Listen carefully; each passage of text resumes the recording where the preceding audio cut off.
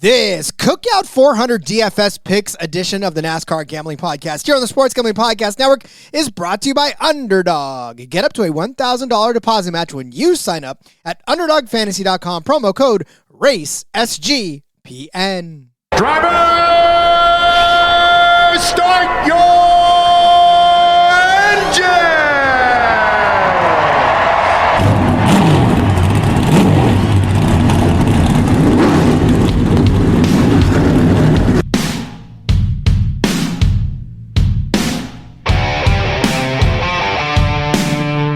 Strap in and pull those belts up tight as the Sports Gambling Podcast Network presents the NASCAR Gambling Podcast. I'm just gonna put my foot on the floor and I'm not lifting till I see God or a checkered flag.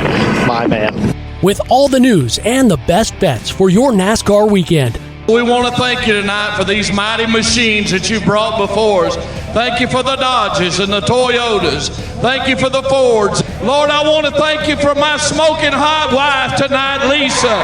In Jesus' name, boogity, boogity, boogity. Now, here are your hosts, Rod Villagomez and Cody Zeeb. Welcome in to another episode of the NASCAR Gambling Podcast here on the Sports Gambling Podcast Network. He's Cody Zeeb. I'm Rod Villagomez. We have reached Thursday. There are wheeling cars on the track tonight in Richmond, getting everything set for the festivities to take place on Friday and Saturday. Cody, there is no underdog picks up yet that we can do, so we're going to shift gears a little bit, Cody, and give everybody the Truck Series and the Cup Series DFS picks from DraftKings today. Yeah, you love it and you hate it because obviously we'd love to talk underdog picks on here, Rod. But we get to add the Truck Series and dive deeper into that. So, kind of a win, loss, win, lose, win. I don't know. It's a little bit of everything. It's picking up wins and losses all at the same time. It's a mixed bag of mixed It's a tie. emotions. It's a draw. It's like the characters in Inside Out, all of them pressing the button at the same time. Those of you with kids will get that reference. Oh, yes. 100%. That's a great movie. I do. Both I of them, agree. actually. Yeah. Both of them. Yeah, they're both good. JDK saying evening, fellas. Evening, JDK. Priest was given the honor of a top 40 great wheeling drivers of all time. That's pretty fun. I didn't know that. He's a pretty good one. Ryan Newman, I'm sure, on that list as well. He's one of the all-time legends. So, yeah, shout out to Corey LaJoie for wrecking Ryan Newman from the lead here a few minutes ago. I thought that's funny. We were just getting on, and you just said, "Oh no, Ryan Newman just got wrecked from the front." I was like, "Oof, that's rough. That's a bad way to go." Yeah. Shit happens. It does. All right. So again, we are going to pivot and give both our favorite DFS plays, the high price drivers, the mid-tier drivers, and the low price drivers from both of the series that are racing. Obviously, no Xfinity, as we've talked about in the betting episodes. There's no Xfinity this week. So it was heavy trucks, and now it's going to be even more heavy trucks on this DFS episode. But a lot of fun to be had because obviously short track. So in DFS, it makes it fun because there's a lot of laps up for grabs on these particular races. And we've seen on some instances, a la Martin Truex Jr., where a guy's going to go out and lead a couple hundred laps. Granted, it doesn't happen all the time, but it's out there. And you got to identify the guys that have the potential to do that in this track. Yeah, absolutely. It's going to be a lot of fun. And yeah, I was glad we got a full Truck Series episode earlier this week, because make sure you go back and listen to that because there was a lot to talk about. A lot of good bets out there. A lot of guys we got our eyes on this weekend. So very excited for being able to talk trucks as well. And a lot of good drivers in that truck race as well. You know where you can find that episode and every other episode that the Sports Gambling Podcast Network has to offer? It's on our app. It's very simple. You just go download that app wherever you get your apps, wherever, I don't know what kind of phone you have or what kind of device you have, but whatever you download apps with, that SGPN app is there, and it's got all of the shows, not just this one, but it's got some baseball shows. It's got some, hockey shows. It's got, what are the other sports that are out there that aren't now? Oh, it's got football shows, all kinds of great stuff out there on the app. Yeah. Go download it. Yeah, there's just, most sports you could imagine wanting to bet on. There's shows for it. So you got to love to see that. I remember there was a disc golf show for a hot second. I was a guest on that show. That was fun. Yeah, we had really a lot of shows for a while, and then they kind of cut back a little bit on some of the crazy out there stuff. RIP to the F1 Gambling Podcast. But still, there is a lot of them, and a lot of all the main sports for sure covered, and even some of the more niche ones like NASCAR have our show as part of that, and we're proud of that. We are certainly proud of that. So, all right. Is there any major news that broke? I've kind of been away from the phone most of the day. I've been in transit in the car. We actually have a couple of things to talk about, Rod. First of all, if you're a Spotify listener, we now have access to the comments on Spotify, so you can start leaving your comments over there. Another place we can interact with you, of course, Discord. We love the comments on the YouTube videos always as well, even after we're done being live. So those are always great. Now we have the Spotify thing also. So, send your comments in over there or questions or whatever. Boss has said that more interaction there is better. So, give us your favorite DFS play or something in the Spotify comments now. That would be great. Other news, Rod. Stuart Friesen and the Halmar Friesen team have elected not to pursue a waiver for Stuart Friesen to make the 2025 Craftsman Truck Series playoffs. Obviously, it seems pretty clear that he's not going to return this year, right? I think that's kind of been from the extent of his injuries and everything. You know, they signed Honeycutt for the rest of the season. All the signs come pointed that way, but the question was, but do you still apply for the waiver? Because then he can guarantee himself 10th in the point standings in the final, right? Because he'd be in the playoffs, which he's locked into. But like Kurt Busch a few years ago, elected to do what I think is the right thing. If you're not going to be able to compete for it, go ahead and give that spot up and allow someone else to go in on that. So they've elected not to pursue the waiver. Caden Honeycutt, of course, will still run for the owner's title over in the 52 truck, filling in for Stewart the rest of the year, which, of course, they're locked into the playoffs in that via Stewart's win already. So that's, unfortunate that he's not going to be back, but that's not really a breaking news. I think we all saw that coming. Yeah, and how graciously Canadian of him to just say, it's okay. I'm not about to take your seat. You go ahead and have some fun out there and compete for a championship. I'll be happy doing and cheering for you guys who make it. So gotta love it. Gotta love Stuart Friesen for his obnoxiously Canadian attitude about life. So love you so much. Love the Canadian philosophies. Yeah, exactly. And I think that's the right move, right? So, obviously, best wishes to him as he continues to recover, and hopefully we'll see him back in the 52 truck next year. Somebody we won't see this week, Rod, the number 91 team has withdrawn from the Truck Series. Jack Wood not going to be racing this week. He suffered an injury at Watkins Glen is all that Bill McAnally Racing is saying. Won't compete in Friday's event at Richmond for precautionary measures due to an injury sustained at Watkins Glen. The 91 is withdrawn from the event. An update on Wood's status will be announced at a later date, was the press release. So didn't really give us much to go on there. He's not in the playoffs. This is the final race of the regular season, by the way. So, barring a win here, he would not have made the playoffs anyway. So there will be no need for a waiver. Obviously, hopefully he's okay. To me, that sounds like maybe some concussion. I mean, we didn't hear of any other things. So I think immediately you probably think of concussion symptoms later on from a wreck or whatever. So hopefully he's okay, obviously. Above all, one thing I will note, this takes a full-time McAnally truck out of the field. By the way, everybody now entered in the race will make it because nobody's going to miss because of this truck pulling out.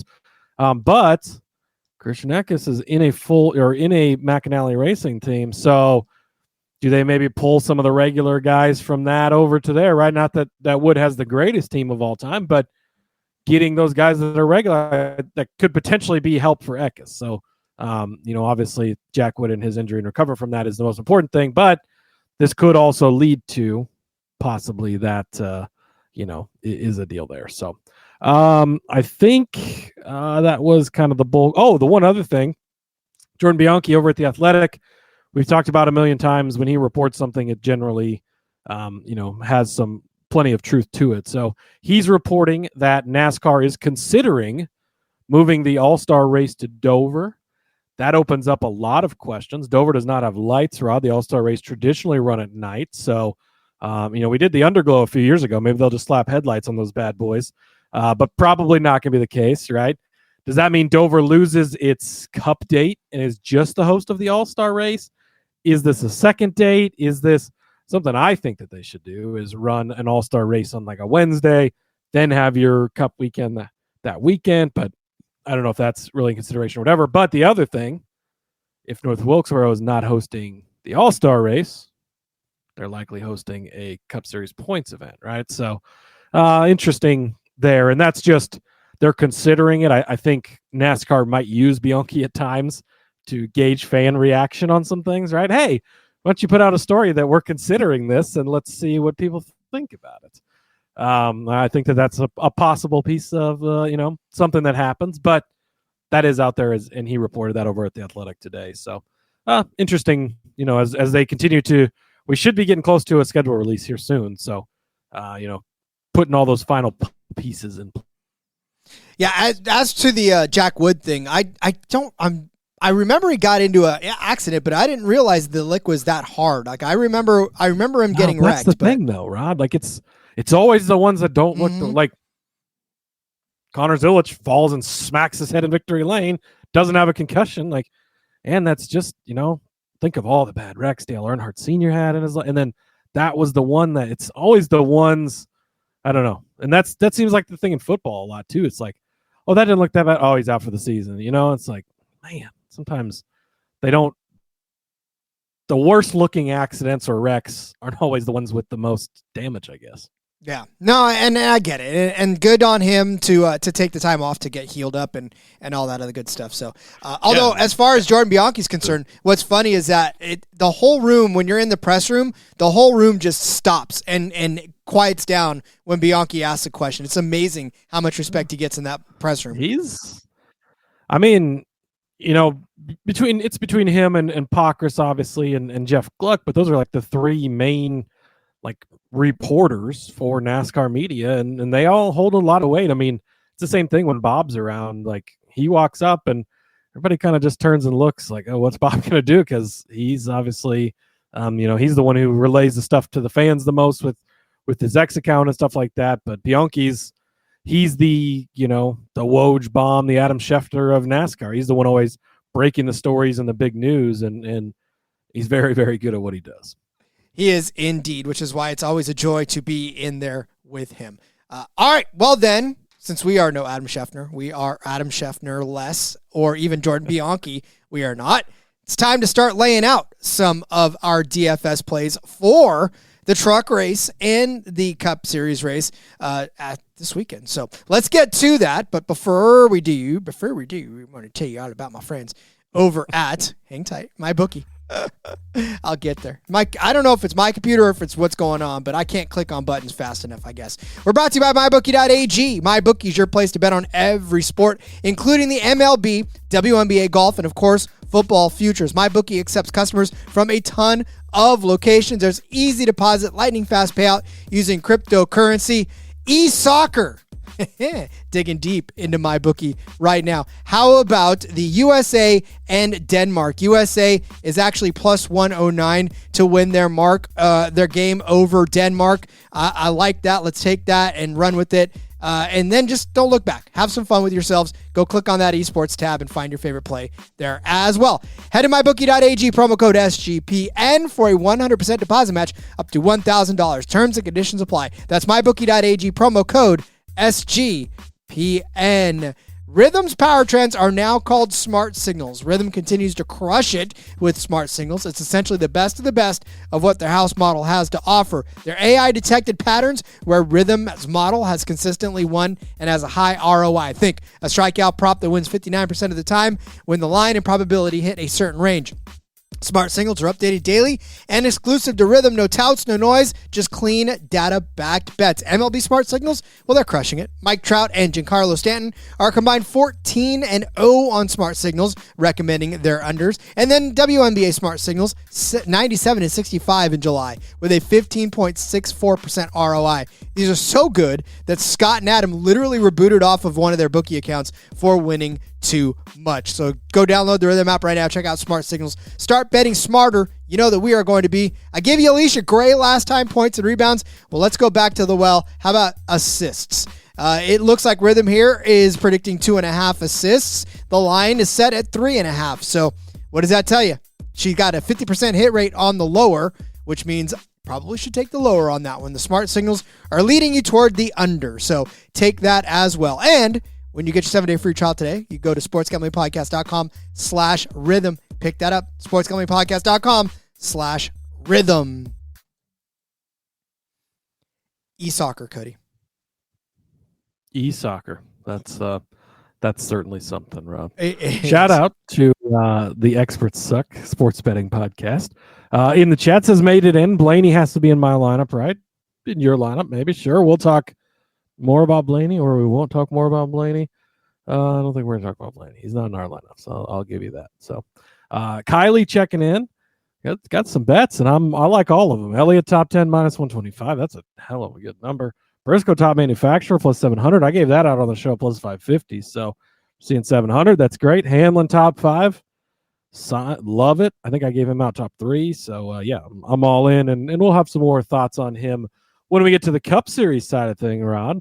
But first, how about some trucks? How about some trucks? We are at the Eero 250 at the Richmond Raceway, set for 250 laps around this .750 mile paved track for 187.500 miles. Again, 250 laps in the Truck Series is quite a few laps, so definitely some DFS fun to be had out there.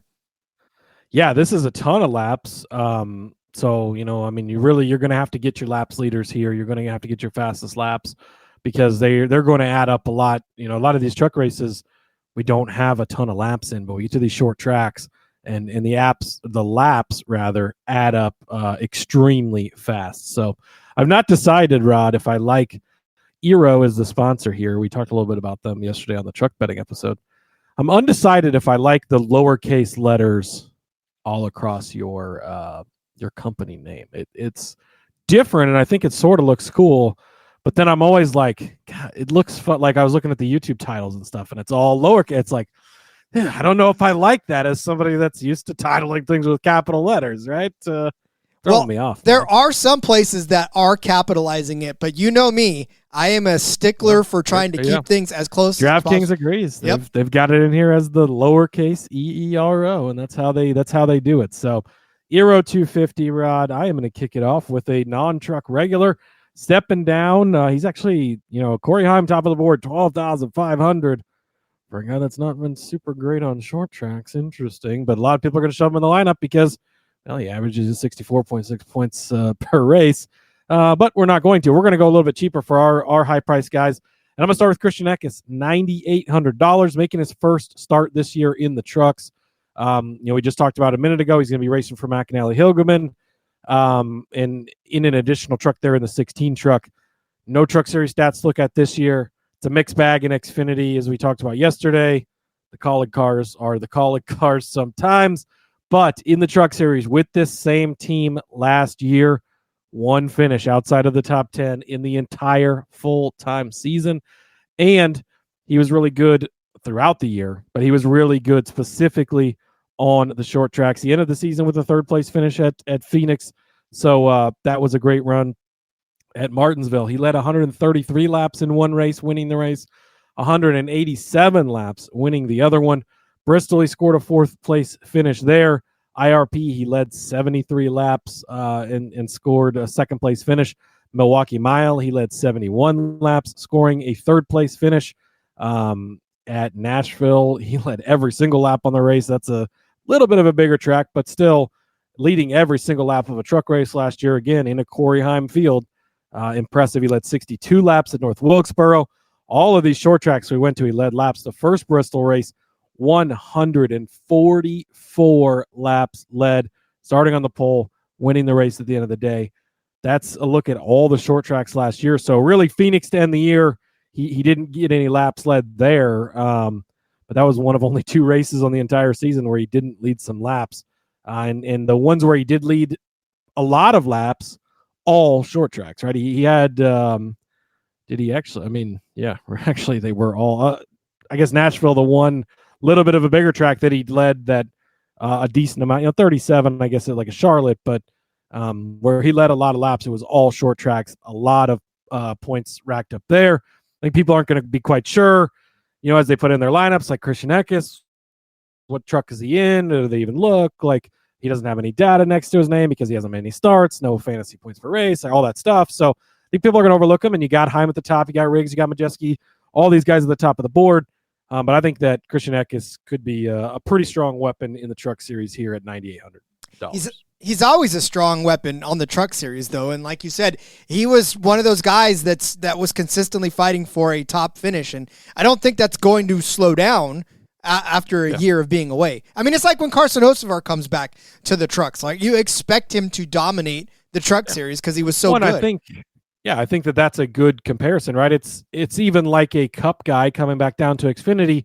Sure, he's gone to the next level, but he's coming back down. And I don't want to compare this to like a JGR car, but it's because it's maybe not that good. But this is a top tier Truck Series ride. These McAnally Hilgeman trucks, some of them at least, are fast, but that's the deal with Tricon too, right?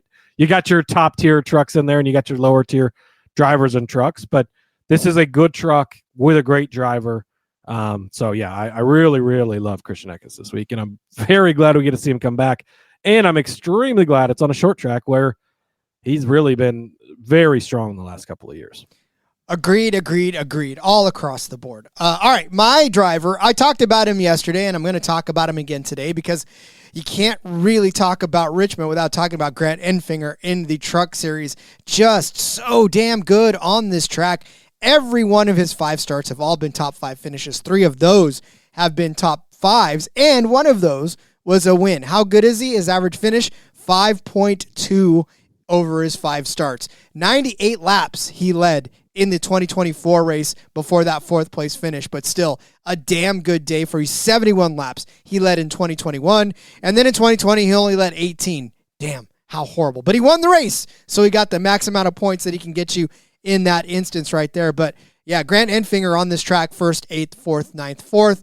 Just fantastic finishes, and you just can't ignore that. And he's only in this particular DraftKings lineup, $9,200. That's very hard to imagine that a guy that good on this track is only a $9,200. I feel like that's an absolute steal. So, but like I said, Grant Enfinger, fantastic on this particular race. Good this season, too. 11 top 10 finishes in 17 starts. He's got 6 top 5 finishes. His average finish is 10th place. Look at some of these short tracks that he's been on. IRP, a 4th place finish there.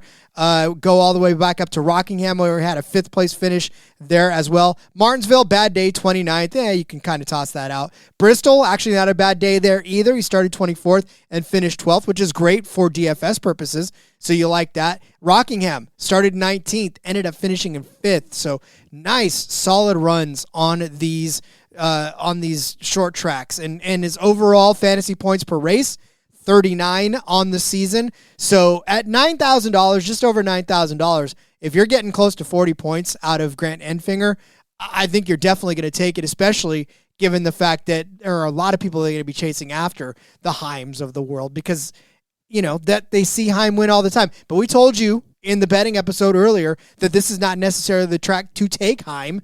I mean, he may be inevitable. That's fine. That if he's going to beat you, he's going to beat you. But he hasn't beaten you on a short track in a very long time, so it just doesn't stand a reason that he's going to do it again this time. Lane Riggs, I made a case for him in the betting episode. You could take him, but I still think Grant Enfinger will give you just as many points, if not more, because Riggs will probably start closer to the front, whereas Grant may start top 10 and move up to a 5th place finish. So, like I said, I love the upside of Grant Enfinger. I love the price. It's going to be Grant Enfinger as my high-price driver. Yeah, I like this play as well. And I think you look at the top of the board, you got Heim, you got Riggs, you got Majeski. Those 3 guys are going to be so popular, probably more Heim and Riggs. A lot of people are going to bunch those 2 in, scroll down and try to just fill out the rest. But right below those guys, Chandler Smith, who we talked about on the betting episode yesterday, Eckes, of course, and Enfinger, who we just highlighted. Those guys they've got the potential to do just as much as anybody above them. And like Corey Heim, if he starts on the pole, you might have to play him. If he doesn't start on the pole, I don't think he's going to lead a ton of laps in this race. I mean, he's had some short tracks where he's led a lot of laps, but he's also had some short tracks where he's not led much. So I think that kind of, maybe attacking the top of the board with some of these lower tier, high priced guys low tier, high tier guys, I think will help you obviously have more money down the road. And I think that these guys have very high ceilings as well. Agreed. Although Myron checking in saying that not even in football season yet, and the DFS contests have fallen off a cliff. No. NFL's king, Preseason kids. It is, unfortunately. Yep. Marcus saying he's predict that Christopher Bell is going to win, and JGR's good at Richmond. Prediction. No, and JGR is very good at Richmond. Marcus will definitely have a lot of Christopher Bell in his lineups as well. But yes. All right. Well then, Cody, let's take a step down and give you our mid-tier drivers for this race. Who are we going with to save you a little money? Yeah, let's do that, Rod. I'm going to go with Tanner Gray at a nice $6,900. Yeah, thank you. Tanner Gray is kind of a guy that jumps out to me as a little bit of a short track guy, kind of, because he's had some pretty good runs this season on the short tracks. You go back and you look at IRP just 2 weeks ago, starts in 15th, finishes in 13th. It doesn't have to be overly sexy, right, at this price, but it's a strong day for you. 30 points is what he scored. You go back to North Wilkesboro a few weeks ago, starts in 24th, finishes 11th, 45 points he racked up for you there. You go back and you look like Bristol was a pretty solid day with an 18th place finish after a 17th place start. He started a little bit at Martinsville. He started well there, didn't get the result. I believe he was caught up in that last lap or last couple of lap kerfuffle there where there was that big wreck. But you go back and you look last year, Phoenix, 11th place finish in the fall there. So that was a great run. 11th place at Milwaukee, 12th place at Richmond. Again, after starting in 26th place, that's a good solid day for you. Gateway, a little bit of a bigger track, but 11th place run there. That's another solid run. So 15th at Bristol.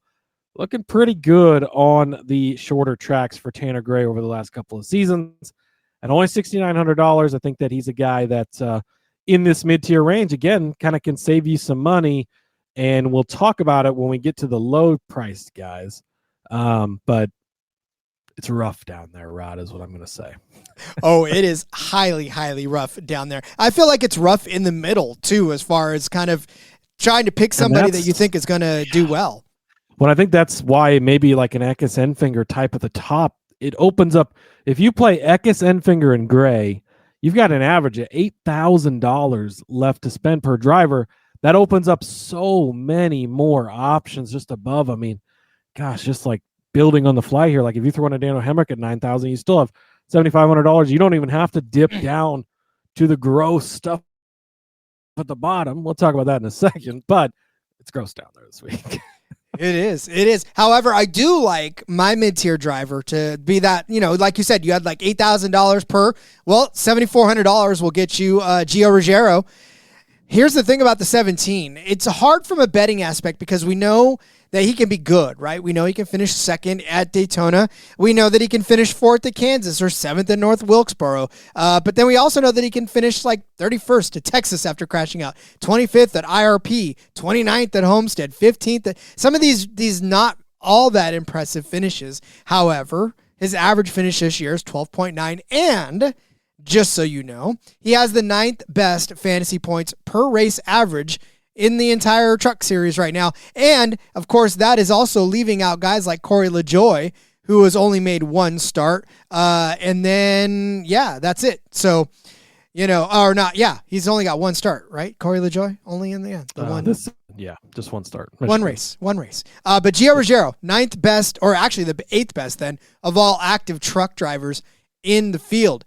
How's he done at short tracks so far this season? Well, I did tell you that he had what did I tell you? The North Wilkesboro 7th place.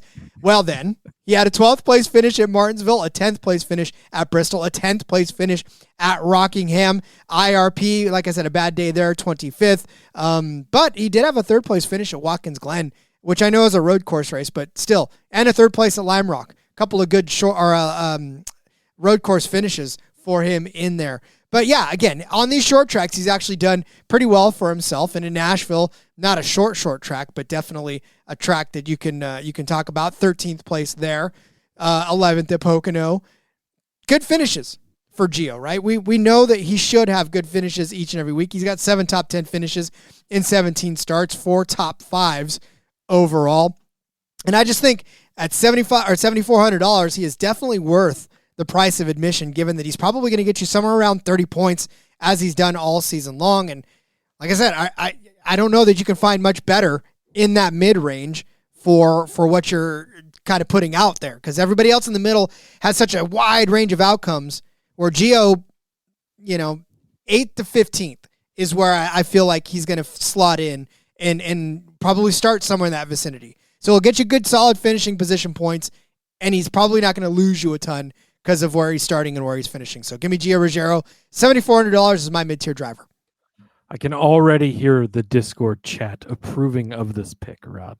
Gio is a very popular driver over there. So, he's shown us a lot this season. Young driver, up and coming, definitely has a lot of potential, and I like him at this price as well. Well, and that's the tough thing, because like everybody in the Discord's like, well, you got to bet, and it's like, but you don't bet the top 5 for Gio because he's only done it 4 times this year. It's not. Yeah, I mean, hey, if you work out the math, it might have paid for itself with the number you're getting. But yeah, this is a better way to be in on him, where he doesn't have to finish top 5. He can have a top 10, a solid enough day, and you can get something out of him instead of not finishing top 5 and just losing your bet. That's where the fantasy aspect of things kind of helps balance things out. And you can get in on some of these guys that when you only have top 5s in the Truck Series, it's harder to talk about in a general sense on a week-to-week basis. I concur. All right, let's save people the ultimate amount of money and bring up some names that I don't know that we'll ever bring up again on this show, Cody. Yeah, let's do that, Rod. Just going down to the bottom, I think that this actually kind of reinforces a lot of how chalky this race should be at the top. Because if you go back and you look through the short track results, not a lot of these names really pop up very high on the list. I don't even know who this is. Caleb Costner is going to be in the 74 truck. I never even heard of that person. They're the cheapest on the board. Norm Benning, his equipment just never makes it. He's also like 847 years old. Nick Lights, Spencer Boyd it's mixed results. Daytona. Is the truck's racing? I don't think the truck's racing at Daytona. Damn it. I'd love to play him next week. But yeah, it's rough down here. But one name that I kind of like, Rod, is the 3rd lowest price driver, only $5,000. Tony Breidinger. She's having a solid season. She doesn't get a lot of flowers, a lot of props for, running up front all the time, because she doesn't, but she just puts in solid work each and every single week. 18.3 is her average DFS results. If you look back, she doesn't lose you any points any weeks. She consistently delivers you a little bit of points here, a little bit of points there. And at this price, when you're, looking for, again, if you're kind of getting one of those really high price guys, you balance out with her, you kind of fill it in the middle, whatever you're looking for.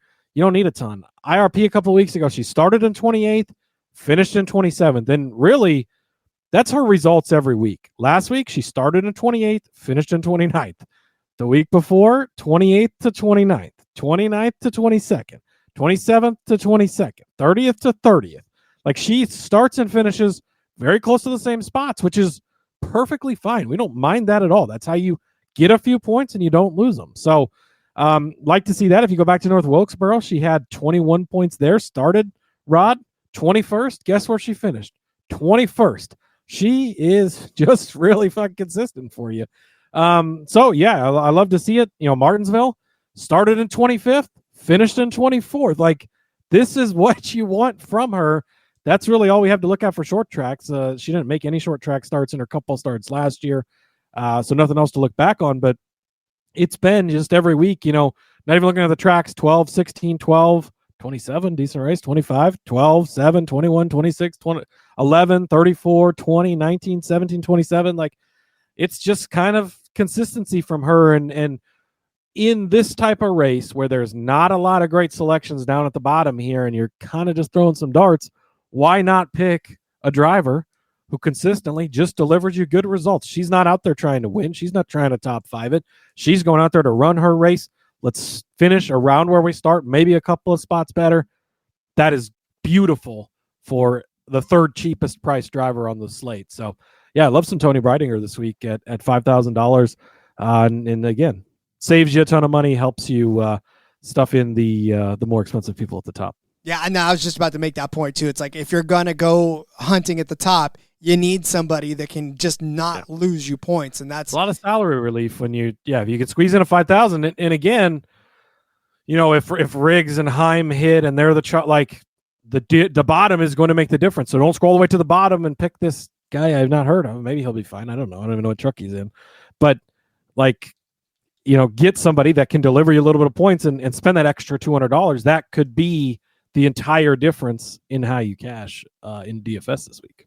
I agree. All right. Well, then I'm going to go to Bikini Bottom for my next pick and to the 84 car, not driven by SpongeBob, but his friend Patrick Star. Patrick Starfish. Patrick Staropoli. That is who is in the 84 truck this week. Again, I know that Cody was talking about grabbing Tony, and I 100% agree with you on that call. But I also think that you could probably stand to pick up some points there from Patrick Star, $5,600. I know it's Staropoli, but you guys will probably just know Patrick Star, and you'll remember that more. But he's been in 2 races this season in the Truck Series. He got you 38 points in his first start, and then 10 points in the very next start as well. The thing about it is that if you're digging around, right, and you're digging at the bottom, yeah, I get it, and I do love the Tony play because and it gives you a reason to watch Tony for sure. But for Patrick, like I said, he doesn't make very many starts, but he's obviously a guy that is going to be good. And even in that day where at Bristol, where he started 26th and finished 29th, he still didn't lose you any points. He still got you 10 points on the day, even though he lost 3 positions after starting and not finishing the race at all. And then in the race prior to that was the Martinsville race, a short track race, where he got you a pretty good chunk of change at 38 points in Martinsville. So already 2 short track starts. One was a great return on investment. He was $5,400 in that race and almost got you 40 full-on points in that race, and then didn't lose you any points even after having a transmission problem and finishing in 29th, because guess where he started? 26th. So losing 3 spots didn't even really lose you any points in that day at all. So I love it for the same reasons that Cody loves Tony. I believe that Patrick Star will probably be the exact same instance for you, where he'll start in the back, and the only place he's got to go is up. And he's, like I said, averaging 24 points per race in those 2 races that he's been in. But I still love the upside of Patrick Star. Yeah, and if he doesn't pan out, maybe he'll give you a free teeth cleaning later on in the week, Rod, because, of course, he is a dentist in his day job, so that's great. But no, he's been solid in the few starts he's got, and this seems to be a guy that's kind of picking and choosing his starts, right? Where are we going to be able to be successful? And sometimes those types of guys are really good to circle because they're specifically racing where they think they're going to have the best shot to have the best day, right? And that can pan out, and it has so far in his couple of starts. So, yeah, I like this pick as well. And if you're diving at the bottom of the board here and trying to save money to get these big dogs up top, I think that these are a couple of great cheap options. I concur. All right, well, get out your pen and paper. Time to go over our plays for this Eero 250 at Richmond. Cody started you off with Christian Eckes at $9,600 as his high-priced driver. Is that $9,800 as his high-priced driver? Need a new prescription. I gave you Grant Enfinger at $9,200 as my high-priced driver. Cody dropped down to Tanner Gray at $6,900 for his mid-tier driver. I gave you Gio Ruggiero at $7,400 for my mid-tier driver. Cody gave you Tony Breitinger at $5,000 for his low-price driver. And I gave you Patrick Staropoli at $5,600 for my low-price driver. Absolutely love it. All right, we've got Cup Series drivers when we come back, but I would like to take this opportunity to tell you about our friends over at... Hold on. Where are we at? Roll, Rod, roll. Roll, Rod, roll. Hold on. Seriously. Hey, the experts suck. Great question. I'm actually about to answer that question in just a second. So beautiful. Stay tuned once Rod finds our ad reads, and I'll tell you all about it. Nice vamp. Here we go. Let's tell you about Circa. The world's greatest sportsbook, Circa Las Vegas, is hosting the world's biggest pro football contest. Circa Million, Circa Survivor, and Circa Grandissimo with over $21 million in guaranteed prizes. You can't call yourself a true DGen if you're not competing in the Circa football contest. Come hang out with the SGPN at the Circa contest weekend, August 21st through the 23rd, for an amazing weekend, including live shows and open bars. Plus, you get 15% off a stay at the Circa with promo code SGP. The contests are open to everybody. Go sign up in Nevada. You can play from anywhere with the help of SGPN's official proxy. Go to footballcontest.com and use promo code SGP to get $50 off of your proxy fees. You have heard us talk about Underdog a lot. Underdog Best Ball Mania is happening all summer long, giving away $15 million in prizes, including $2 million to the first place winner. No waiver wire, no arguments about trades. Best Ball is the best way to play fantasy football. Underdog's also a great place to play Pick'em, where you can win up to 500 times your entry. Guess what? I talked about high limits racing earlier. Corey Day's in that race, and I'm going to take the better than 6.5 for Corey Day over there in the Thunderbolt Raceway. Look, he's already got a couple of top 5 finishes in his last couple of high limit starts. I think he continues that trend. He's the second coming of Kyle Larson. Maybe that's not a good thing anymore. But anyways, we'll take Corey Day better than 6.5 at Thunderbolt. Sign up with our promo code RACESGPN and claim that special pick and first-time deposit offer up to $1,000 in bonus credits. UnderdogFantasy.com, promo code RACESGPN. Corey Day, high limit, very high limit. I was a little behind on the DVR, Rod, but I was catching up on that Dirt 2, the like 4, I think it was 5. Well, it was 5 episodes, I think, that aired on Fox or FS1 this year, but it followed like high limits from last year. And boy, everybody is high on Mr. Day. The whole entire show was basically about how he's the greater than Kyle Larson ever could possibly dream to be, and he's going to have just an amazing career. So. Yeah, I don't know if I'm that sold yet, but he is winning me over a little bit, Rod. Well, winning people over is the next pick that we're going to pick, and we're going to give you the drivers for this Cookout 400 from the Richmond Raceway. We are set for, what is this? How many laps? 400 laps around this 0.750 mile paved track for 300 miles around the Richmond Raceway, Cody. So once again, lots of laps to be had, and we've seen some guys lead a lot of laps at this race. We absolutely have, and we've seen some people dominate some races here lately, so I'd maybe expect a little bit more of that. So you're going to want to make sure you try and hit those people for sure, because it's a lot of laps to go around, a lot of laps led. Coming off of Watkins Glen last week, where we don't have very many laps led to go around. Not as many fast laps. That changes drastically this week, right? I think it was 92, 95 laps last week. Now you got 400. That's a lot. It is a lot. So, all right, well, then let's try to identify some of those guys that may end up leading a lot of laps by giving you our high-price driver picks for this race. Yeah, I got to say, my favorite high-price driver is the one Rod's going to give out, so I'll go with that as well. But Rod, we brought this guy up on the betting episode. There was not a great way to get in on him in betting, but I think that this is kind of a different, sneaky way to get in on him, and kind of keeping with the trend of going to the lower side of the high tier guys, like we did in the Truck Series. I'm going to take one Joseph Logano, $9,700, sitting just underneath of the top tier guys. I did want to actually make one quick note here before we move on. Corey LaJoie is listed in the driver pool, Rod. He's listed as questionable. He's $6,500. He is not entered in this race. He is on standby for Brad Keselowski. If Paige were to go into labor, have an issue or whatever, he's the one who's going to jump in that car. That's why he's listed in the pool, but he's not racing in this race. So just tossing that out there. That could change by Saturday night. Obviously, that's why they've got him listed in case. But as I saw his name in there, I wanted to make sure to mention that. So back to Joseph Logano, Rod. He's a guy that I really like this week. We talk often. He's a tough guy on a week-to-week basis to kind of nail down. When's he good? When's he not good? He pops up here. He doesn't pop up there. Like one week he's racing for the win. The next week he's racing Cody Ware for last. Like he's hard to zero in on. But at Richmond in particular, he is really really, he's really fucking good, Rod. Over the last 21 races at Richmond, 3 times he's finished outside of the top 10. And if you don't count last lap being wrecked from the leads, it's only 2 times he's finished outside of the top 10, because that's what happened last year.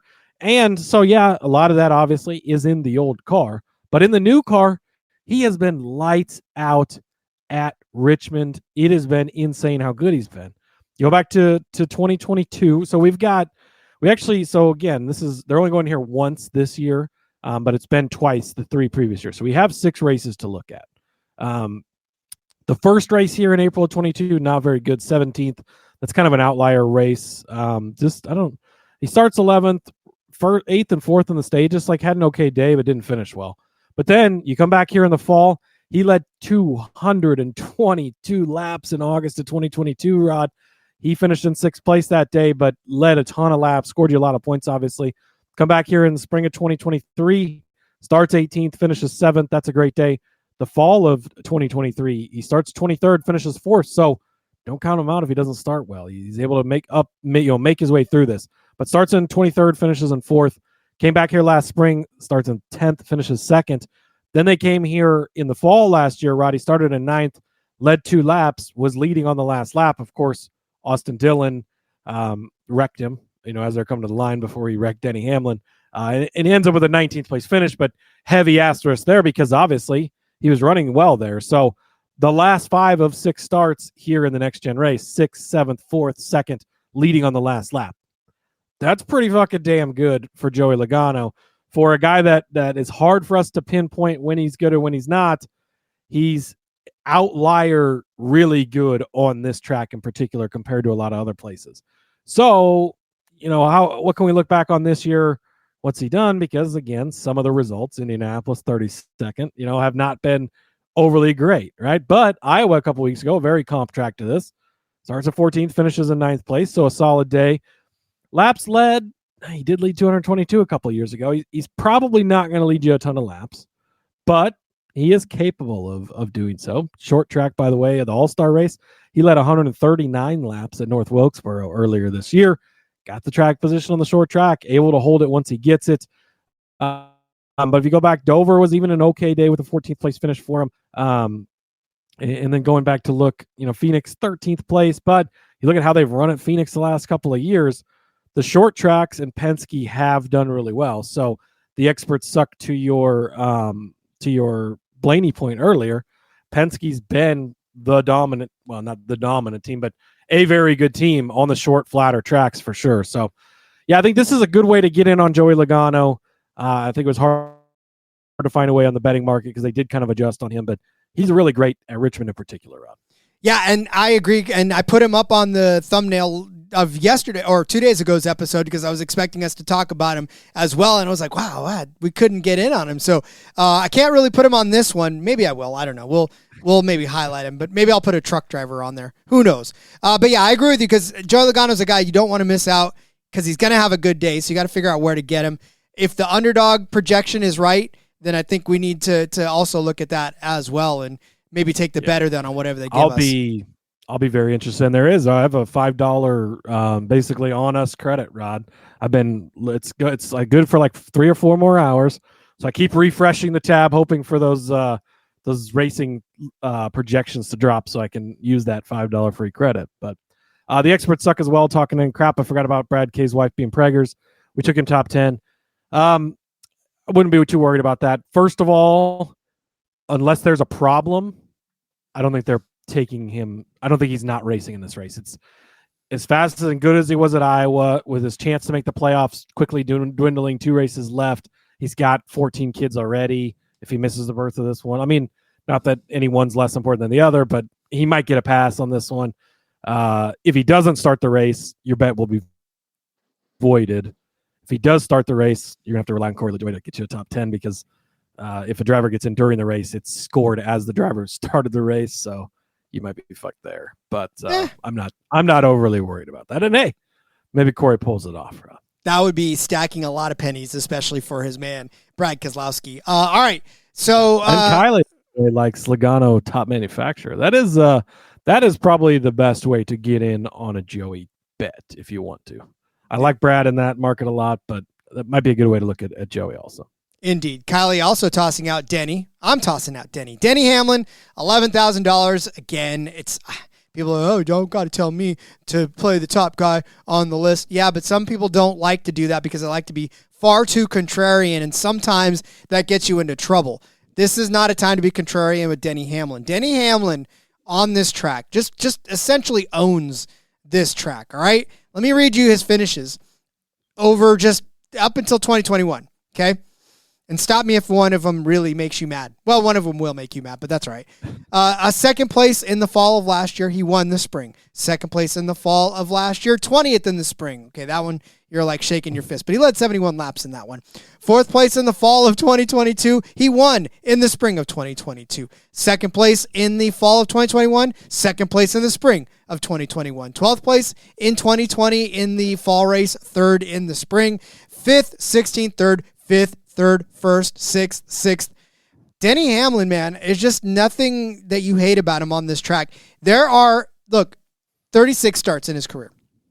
I'm going to sound a little disjointed because I just feel like there's just too many good points to make about Denny all at once.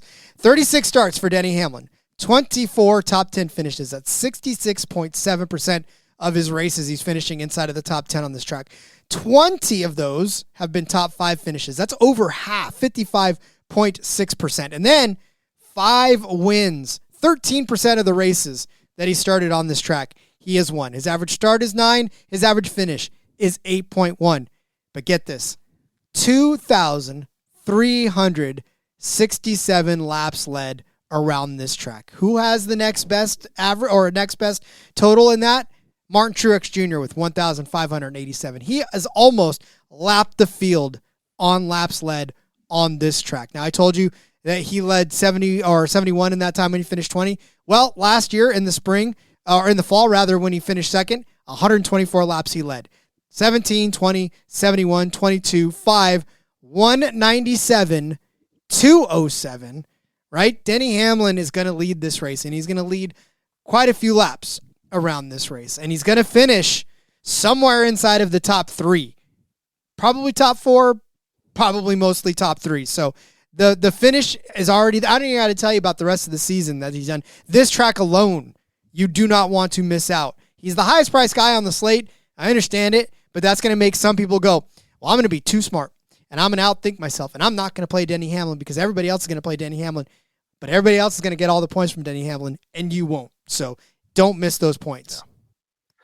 Yeah, I think it's almost impossible to not play Denny right now. Obviously, you know, if you're getting in some big GPP stuff like that, you're going to want to be different and take him out. But man, he's been so good on ovals lately, and he's been so freaking good on this track in the past that I fully endorse and agree with you on this bet. And had you not had him in here, I would have put him in here also. So yeah.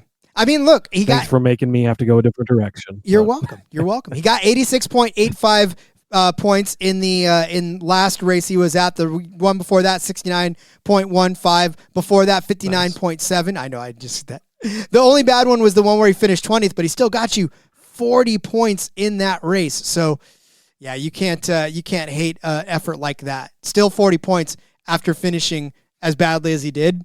You'll take that kind of a day out of Denny Hamlin. So, all right, Cody, who are we saving money with? You know what I hate in the Cup Series race, Rod? What's that? Is the mid-tier section this week. And this also, I think, goes to the point of how chalky we kind of think the top of the board is going to be. It was not easy. You took the one guy that I wanted to get in this section that I love this week. So again, also going to endorse your second pick here. But I was looking through this list, and I could go with Kyle Busch at 8,500. I don't mind that play. But past him in the mid-tier section, Chastain, I don't like. Barry, I don't love this week. Bowman, I don't love this week. Priest, I don't love this week. Austin Dillon is going to be super fucking popular. Everybody's going to play him. It's mixed results. Makes me want to stay away. Hocevar, Gibbs, I couldn't even talk myself into. I tried to talk myself into Cindric. Corey Haim, you could sort of make a case, but short tracks are kind of his weakest thing. Suarez, I don't want to touch right now. Eric Jones, John Nemechek, even to back to the question from the experts suck. Like, he's been really bad at this track in particular, not as good on the short tracks. Michael McDowell. It's been, so now I'm all the way down to $6,000 at AJ Allmendinger, Rod, and that's the guy I'm going to land on, $6,000.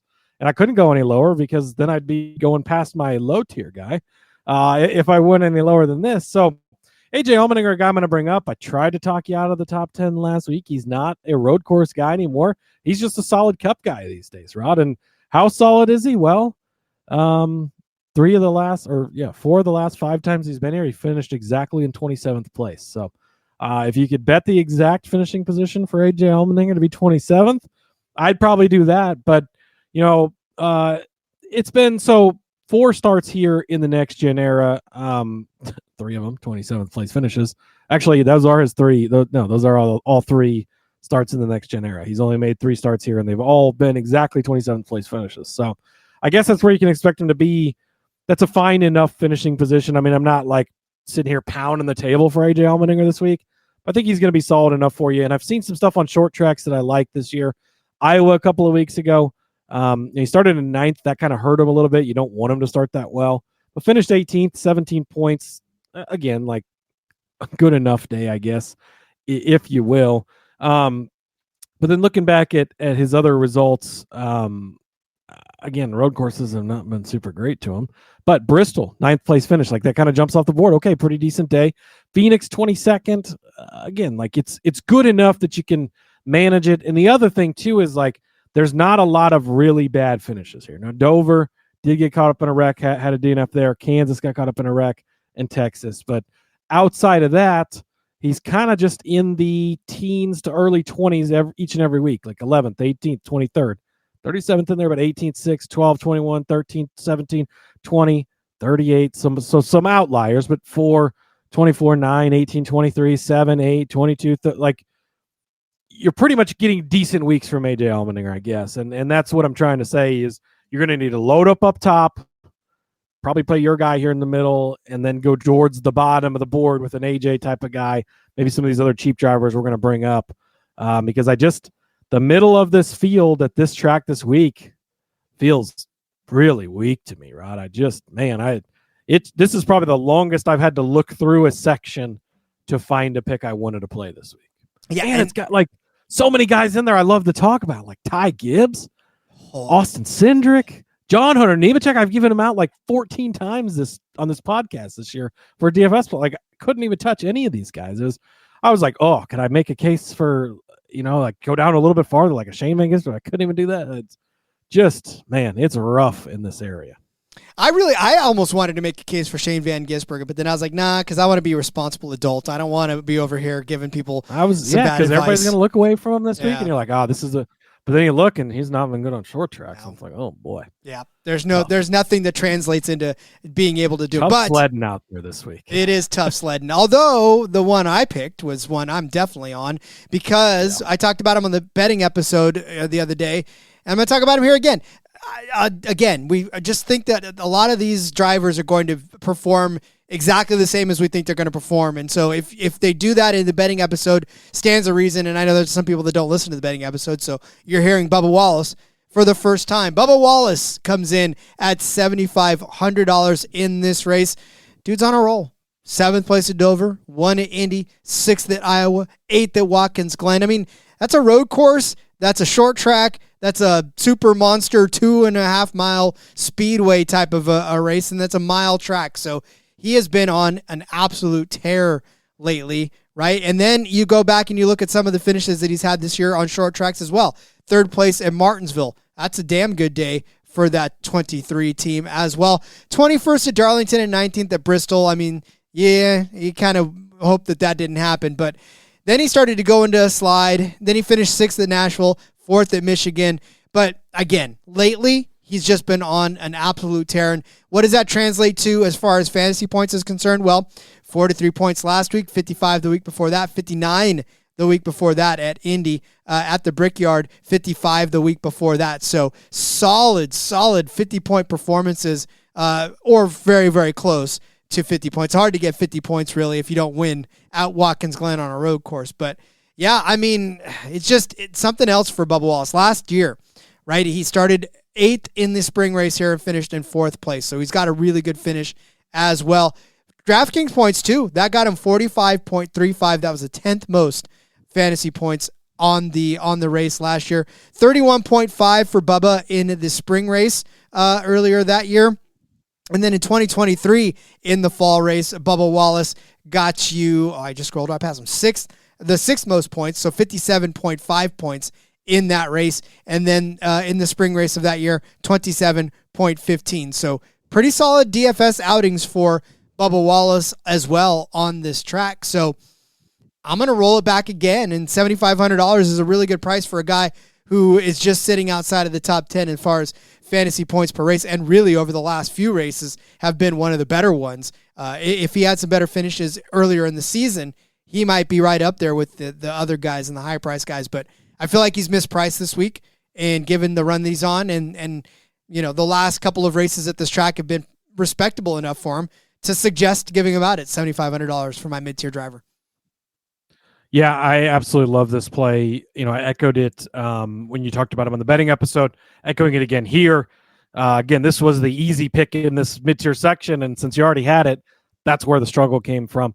I love Bubba this week. I think he's a great play, and he's just, you talked about like how he's racing on the emotion, and he, you know, everything is just, it's all going well for him right now. He's got that win. He's just had the baby. Like, he's in the playoffs.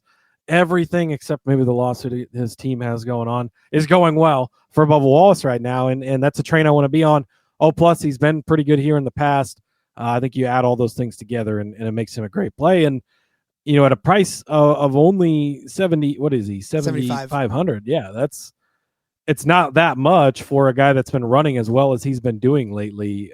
So I like it. Indeed. All right, well then, we're going to have to save some money because there's going to be a lot of folks that are expensive this week. That's right. And Andrew says he's okay punting on anything that makes as many dominators fit. Well, here's our cheap punt plays for you. This is another one where you're kind of looking down again with it being such a chalk week. Like, who can you kind of find an advantage on? And I went to the bottom of the board to kind of work my way up. I couldn't find much. You know, I was like, oh, Ty Dillon, this got to be good for Ty. All right, no, he's not. He's not been good on the short tracks this year, like Cole Custer struggle, Riley Herbst. So I went up a little bit and met right next to where I was, you know, with AJ Allmendinger play. It was Zane Smith at $5,900. He's a guy that's kind of gone a little bit off the radar the last couple of weeks, but a guy that I really like, and a guy that's had some pretty good flashes on short tracks. So looking back, first of all, what he's done here, you know, last year he was in that Spire Motorsports car early in the season. They were struggling, 35th place finish. But then in the fall, you know, they came back here in August. Things were getting better. He'd already been fired from that ride, but they finished the season strong. 23rd place finish. So that was a respectable run for him there. 4 Truck Series starts here, rather. His last 2, he finished in 9th and 3rd place back in 2023 in that front row truck there. So decent enough at this track. You go back and you look at short tracks this year, though. Iowa, 36th place finish, Rod, but don't forget, very late in that race, he was close to cashing that top Ford bet for us before getting completely fucked up on the front stretch.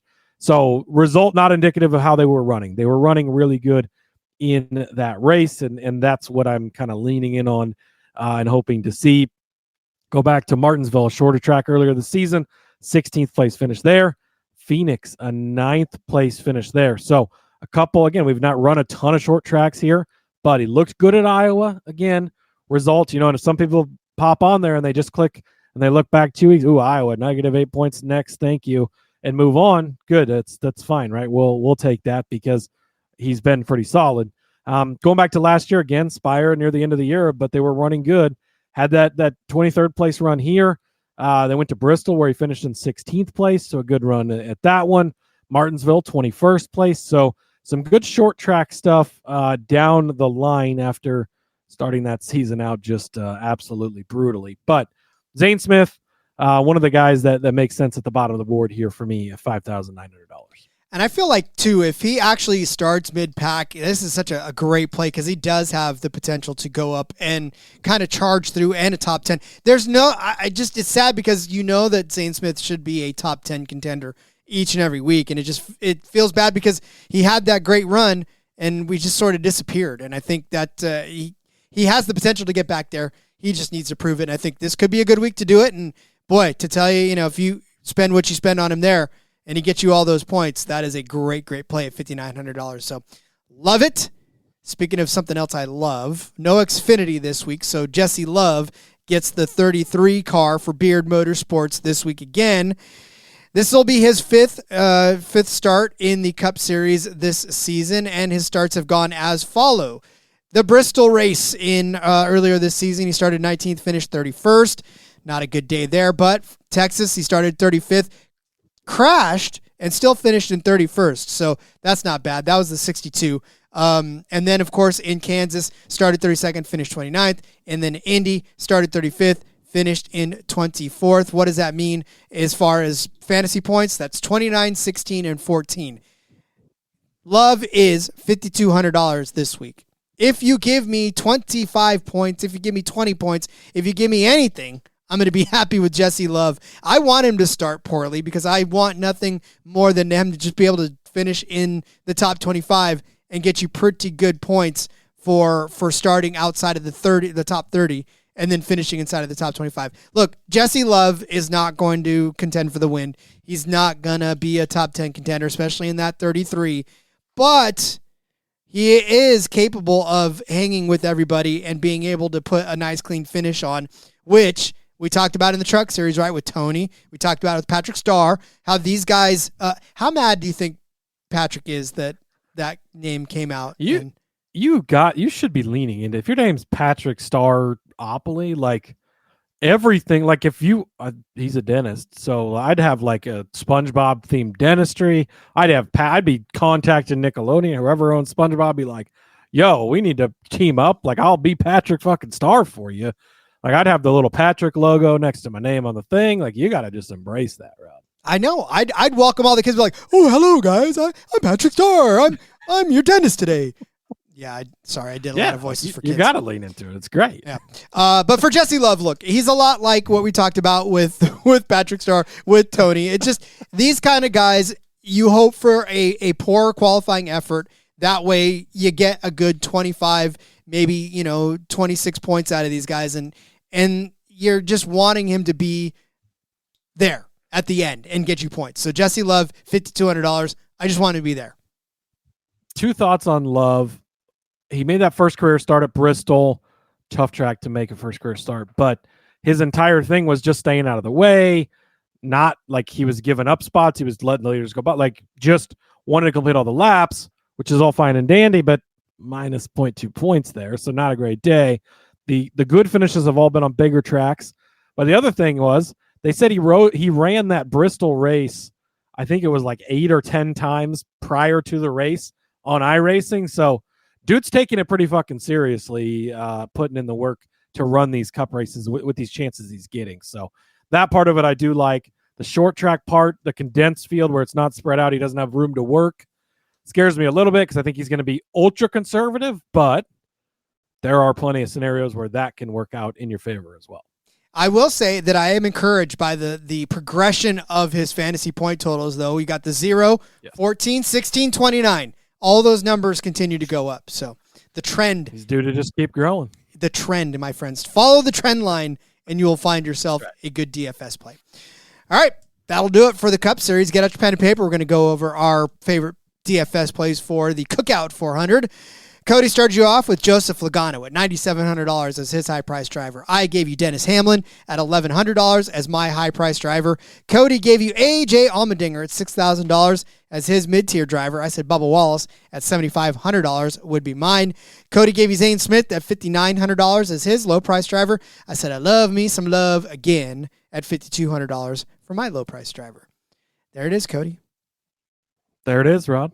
Beautiful stuff. All right, for those of you who just listened to the DFS episode, we hope you've loaded yourselves up with enough good plays that can win you some tournaments.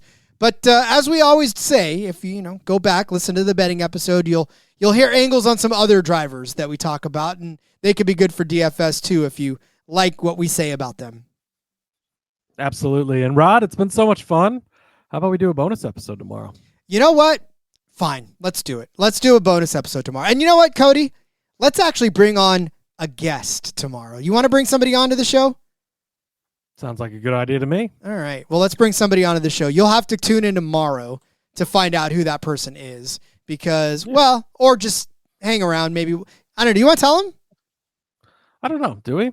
I think we'll make the YouTube graphic tonight, get the stream set up, and you can go find it over at the NASCAR Gambling Podcast YouTube channel. Oh, look at you, man. You've learned so much over the course. I'm just so proud of you, Cody. It's amazing. I've learned a thing or two about a thing or two, Rod. So yes, live tomorrow, Friday. Of course, if you're listening, whenever you are listening to this, we'll be live with a fun guest that we've got coming on. And it's scheduled for 5:00 Eastern time. So that's when we'll be kicking off. We'll, have questions from the chat. We're going to give out bonus bets ourselves. He's going to bring some of his favorite bets for this weekend. We've got questions to ask, and I'm sure you guys will as well. So 5:00 Eastern time, 2:00 Pacific time tomorrow, live on the YouTube. So make sure you check it out. Thanks everybody for tuning in today. Best of luck with all your DFS plays. We'll see you guys tomorrow. But in the meantime, Rod, follow me over on the X at Husker_Zeeb, where you can find all of my massive amounts of work. And that's all I got. Follow me on Twitter at RJ Villagomez. Link in about everything I got going on, whether it's here. Make sure you're checking out Seth and Elliot over on the back road. They are taking you down that already. I think they were going at the same time as us. Sorry, guys. But I'm sure we didn't take away from the many, many people that are watching you right now. But yeah, follow me there. And then, of course, the DGen's only DGen bet of the day. Hit a surfing one the other day. Took a couple days because Mother Nature took the waves a couple days to catch up. Totally snookered on the snooker play. The dude had a massive, legendary comeback to win. But I say that my bet was still good. It just took an act of God to beat it. So, check that stuff out. May have high limits for you tomorrow as well. So, all right, love you guys. We'll see you tomorrow with a fun special episode. And until then, let's go racing and let it ride.